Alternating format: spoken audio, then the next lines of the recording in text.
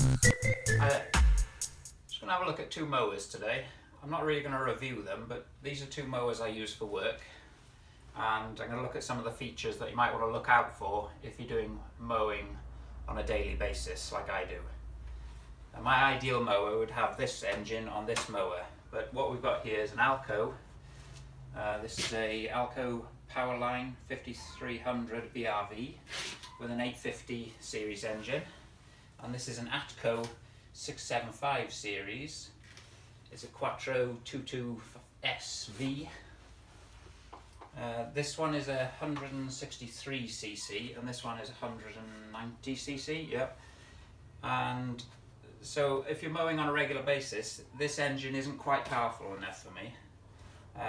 It is, I don't know what's with it, but I've had it tuned up earlier this year and it splutters, and the garage has tuned it so it revs a bit higher, because it's just from new, this mower wasn't running fast enough for me, especially if you were going through grass that's a little bit longer but not especially long.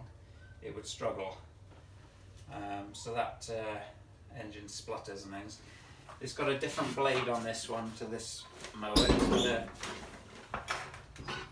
got a double-ended blade which cuts the grass twice each time the blade goes round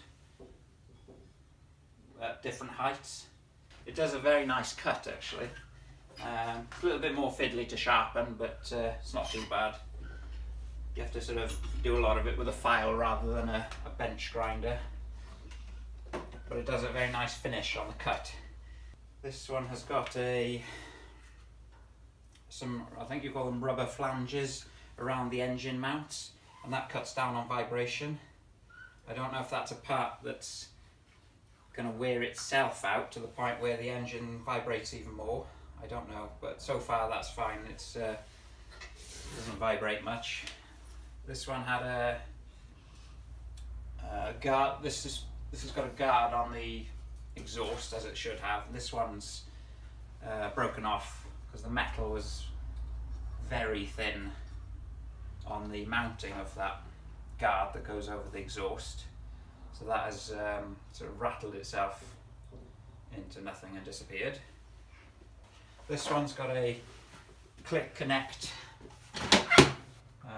box that fits on, so you don't have to lift the flap. The flap goes inside the box, so this has got a rail that it slides down and you just push it in. Doesn't save a lot of time, but it's quite a nice feature anyway, whereas this one you have to lift the flap and then pull it off, and it does clip on to the box a little bit, but you've got to keep the top of the box clean, or otherwise the flap doesn't lock down and it can blow open. Both of them have got good clearances on the back of the mowers to clear the clippings out, because that's a feature to look out for. So some of the features to look out for if you're doing a lot of mowing are a nice big clearance on where the clippings come out. This one has got it did have a button to push down to adjust the deck height. Now that is disintegrated because it was just not up to the job. It's such a shame because this is quite an expensive mower.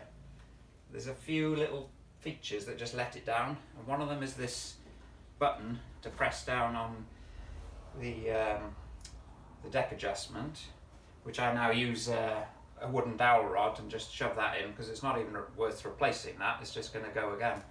I've had to tape down the numbering here, which moves back and forward to tell you what height setting you're on, because that was just popping off. I've got a friend who's got the same mower and the same thing happened with his as well, so that's been taped down on that.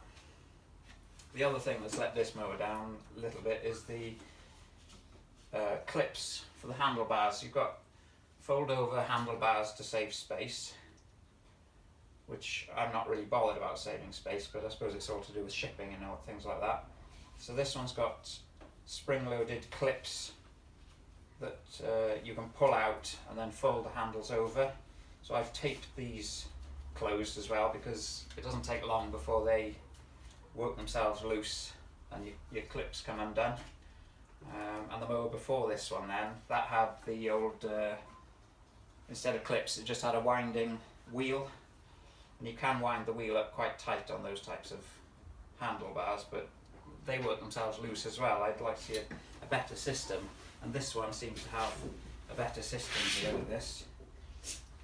It's got a pull release catch that releases something down there on the linkage to fold it over. So this one doesn't seem to have anything that's worked its way loose. The handlebars have stayed in position solid, so that's a good system. The other upgrade on this one for me over that machine is the fact that it's got a lever instead of a button to adjust the whole deck height. Some mowers have got an individual deck height adjustment on each wheel. For me that just takes too long to mess around with, so I like any mower I'll go for now will have a lever to adjust the height, like this one. It does have a numbering system that tells you what height you're on. That's not so important for me, but the lever is definitely better. This mower's got a mainly steel deck. This is an aluminium deck.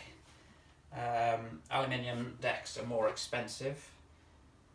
In future, personally, I wouldn't bother with an aluminium deck, because the machine's decks, they don't tend to rust badly until they're about 8 years old or something, especially if you keep them indoors when you're finished with them. So I would say for domestic use, if you're going to keep a mower a long time, it's worth paying the extra for an aluminium deck.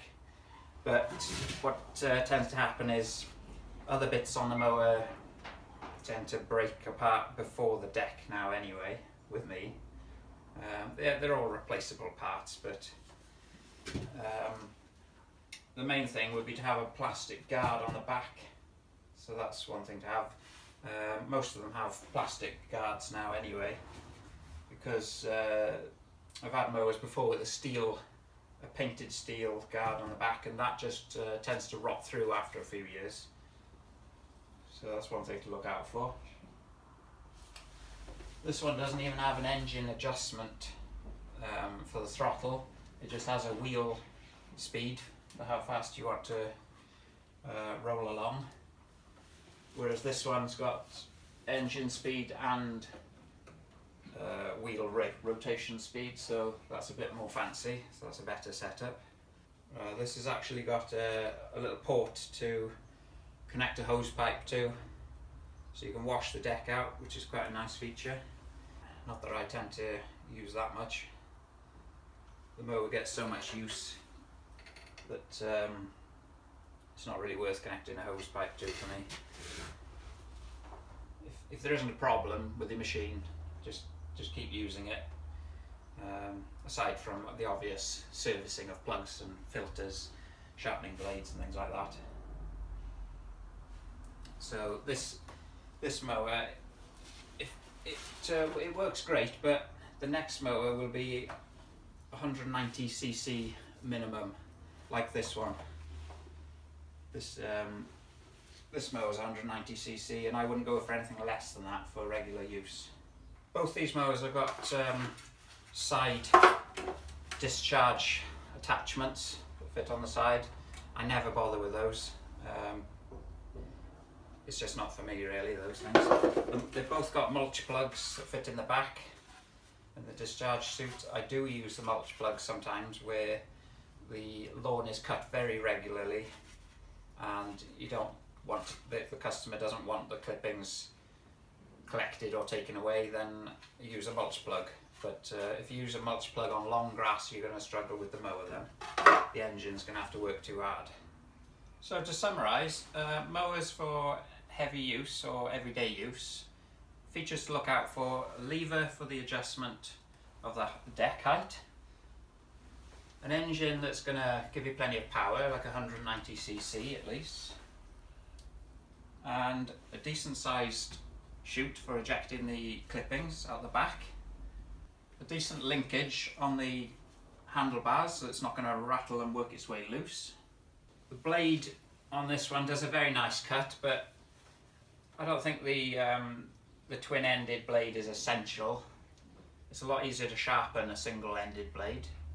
Briggs & Stratton is a good, reliable engine. Usually go for that anyway. I know Hondas are good as well. Another feature to look out for if you're doing gardens where you're going to have to go up and down steps a lot is a larger rear wheel on the back of the mower. This one's got a bigger rear wheel than this one. Although this one, the rear wheel is larger than the front one, so I haven't any problems going up and down steps with it. But that is something to look for as well. If you've got small wheels on the mower, it's going to be harder to go up and down steps. Got my main mower parked away here now, the John Deere X155R. That's up to nearly 400 hours now. It's only about a year and a half old, so that's working well at the moment. The other thing I was going to mention, with these pedestrian mowers, straight out of the shop nowadays, the engines seem to be at low revs with them. They don't seem to rev enough for when you want to go through some long grass. They're definitely tuned down, and I think that's down to EU emissions regulations. So once you've bought the mower, you might want to get it tuned up a little bit to get a bit more power out of the engine. But that's your own choice. Of course, tuning and adjusting the engine speed may void your warranty, so watch out for that as well. I generally leave machines as standard while they're still in warranty, but both these machines I've had to have them tuned up a little bit from new, whereas previous mowers definitely had higher revving engines, which then of course means a faster rotating blade, so it makes all the difference. Anyway, thanks for watching. Hope that was of some use to you if you're into your mowing.